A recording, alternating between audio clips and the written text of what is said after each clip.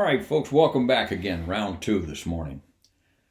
This next story I have for you is about the secretary that I had at Vance Air Force Base when I was the chief of the Wing Safety Division in 1978.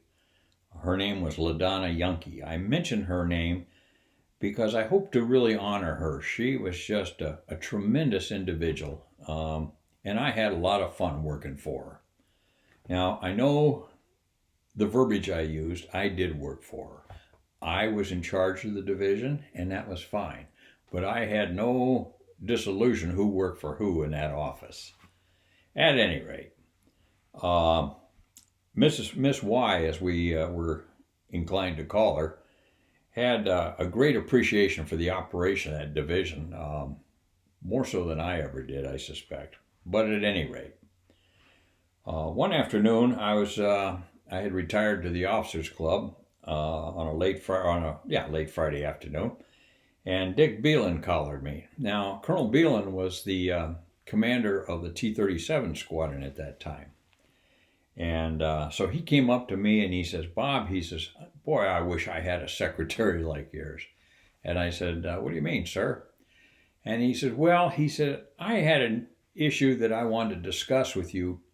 Um, Earlier in the day, and he says, "I called over there and apparently you were out, and I made some snarky comment. It was my fault." He said, "I made a snarky comment about, oh, it must be nice to work in flight safety where you can just have the run of the mill about the base at any time you want," or something on that order. And she proceeded to chew my ass. And I stepped back and I looked at her and he said, "Oh yeah," he said, "she just laid into me." And she says, "Colonel Beelan," she says, "I want to tell you something." She says, "The men that are working over here in flight safety have covered your ass so many times, and you and that other knothead don't have any appreciation of it." She said, "I've seen those guys go out on a limb for your guys more often than I can count." And she says, "You guys have no clue, nor do you appreciate what these fellows are doing for you."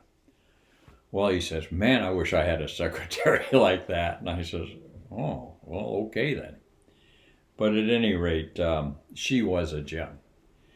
I ended up telling Dick, I said, "Well," I said, "she is a gem." And I said, "I'll tell you what, she's not hesitant to speak up." I said, "I used to keep a uniform in the back in a locker, a formal uniform, and just in the event I was called up to the headquarters and for an occasion that I needed to be dressed in something more formal than my flight suit. So I kept this uniform back there. It wasn't bothering anybody. Kept it in the locker. And one day my wife came in with Keith, my son, and they were milling about. We were chatting about this, that, and the other, and then I had to go fly. So I said goodbye to my wife and told Miss Yunke I'd see her later and started heading out the door. And she said, she looked at my wife and she said, "Mrs. Holliker," she said, "would you please have Colonel Holliker, or Captain Holliker at that time, take his uniform home with him when he goes?" And I thought, you know what? That uniform's not bothering anybody. That was also about the time of the Carol Burnett show. And now I was a big fan of the Carol Burnett show. So I looked over at her as I was heading toward the door and I said, "Oh, nag, nag, nag, you old woman." She looked at me with a stare, and then she looked over at my wife and she says, "You know, Mrs. Holliker," she says, "if he was my husband, I would tell him to take that broom over there, shove it up his ass, and sweep the floor on the way out." Now, this is from a lady that truly was a lady, and she was about 56 or 60, 56, 58 years old at that time. Of course, I was about 32 at the time, quite a difference there, but that coming from her just shocked everybody in the room. That was so out of character for her. But like I said earlier in this segment, she was a gem.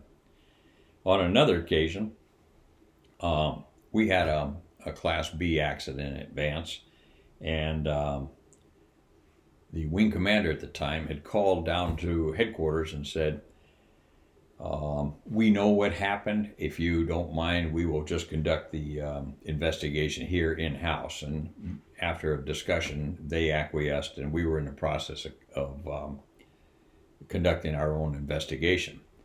And as we were prone to do during investigations, we took several statements from the parties involved. Anyway, we were not privy to see the report until it was finished. So Mrs. Yunke's in there typing away one afternoon, typing away on the typewriter, and as we passed back and forth by her office, she would come up with these little comments. The one she said when I went by is, "Someone's lying." And then she says, "And I know who it is." Anyway, never a dull moment with her in that office, and God bless her. I miss her today. I suppose the last thing I'll share with her, with you this morning, 1994, I went into recovery, and I stayed in touch with Mrs. Yunke over the years. Friends like that, people I work for like that, have become my greatest treasures in life, and she certainly was one of them. But we stayed in touch until she passed a few years ago. But on one occasion when I called her just to check in with her, she would say, "Good morning, Captain Holliker." She never could bring herself to call me Bob or Major Holliker or Colonel Holliker. It was always Captain Holliker, and I was kind of fine with that. But she says, "Good morning, Captain Holliker." She says, "I was just thinking about you yesterday while I was in church." And I thought, well, cool. She says, she said, "Had you not been a pilot," she says, "I think you missed your calling." She says, "I think you would have been a great minister." Well, I don't know about that, but I was real flattered with that comment. So if you know Mrs. Yunke, you'll know what I'm talking about here. Hope I've given you a little bit of insight into a beautiful person and a wonderful soul. Miss you, Miss Y.